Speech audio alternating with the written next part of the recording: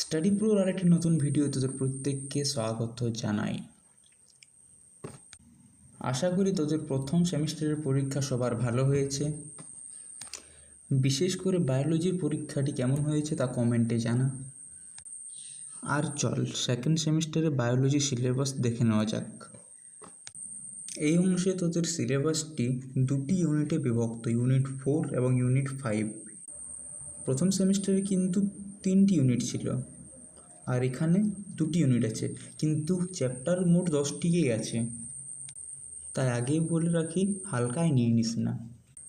তো দেখ, ইউনিট 4-এ রয়েছে প্ল্যান্ট ফিজিওলজি অর্থাৎ উদ্ভিদ শারীরবিদ্যা, আর ইউনিট 5-এ রয়েছে হিউম্যান ফিজিওলজি অর্থাৎ মানব শারীরবিদ্যা।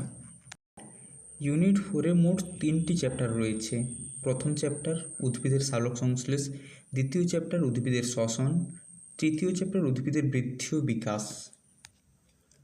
আর ইউনিট 5-এ রয়েছে মোট 7টি চ্যাপ্টার। তবে আগেই বলে রাখি যে আমাদের বোর্ডের নিয়ম অনুযায়ী এই প্রথম 3টি চ্যাপ্টার অর্থাৎ প্ল্যান্ট ফিজিওলজি থেকে মোট 17 নম্বর থাকবে এবং পরে হিউম্যান ফিজিওলজি থেকে 18 নম্বর থাকবে।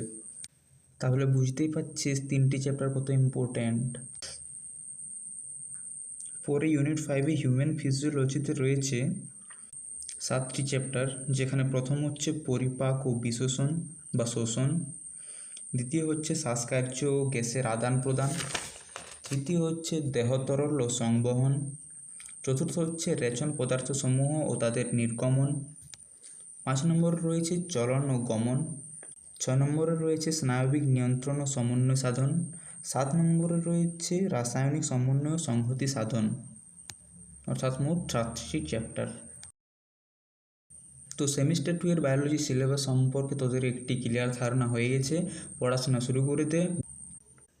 খুব তাড়াতাড়ি তোদের জন্য এই চ্যাপ্টারগুলো ডিসকাশন ভিডিও নিয়ে আসছি, তাই চ্যানেলের সাথে জুড়ে থাক।